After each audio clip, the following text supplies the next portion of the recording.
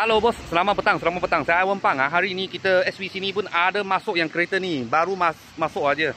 Okey, kita sudah pergi bikin side mirror dia. Sudah buka pergi bikin. Okey, tahun 2015 tahun 2015 register kat Malaysia 16. Volkswagen Passat 1.8 TSI turbo lah.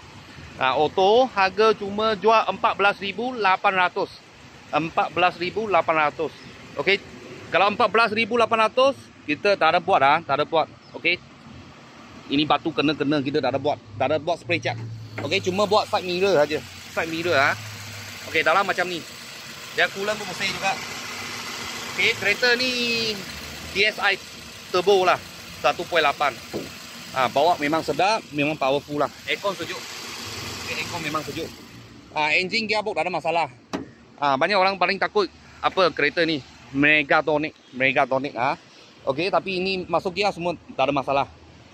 Okey, dia original sport rim lah. Original sport rim, tapi saya tarik sini tahun 2023 46 minggu. Okey. Dia tayar. Sini ada kemen sikit, calar sikit macam tu lah. Dalam. Memory seat memang ada. Okey. Pedal seat pun ada bagi you. Kereta ni pedal seat memang ada bagi you. Sebab dia Euro car memang buka lampu kat sini lah. Serupa macam Merc pun sama juga. Okey, dia punya ini player ada radio, tapi sudah tak nampak warna putih. Warna putih. Dia punya mileage 122,000. Servis kat sini semua ada. Okey. Itu side mirror kita buka. Okey, kasih bikin. Belum balik lagi. Belakang macam ni.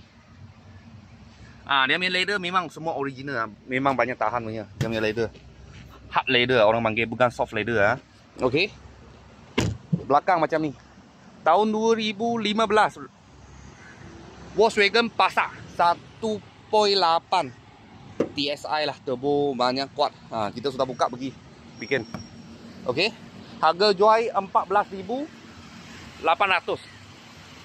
Kalau anda nak cari satu Continental car, Europe car, bawa memang sedap, dalam memang banyak senyap.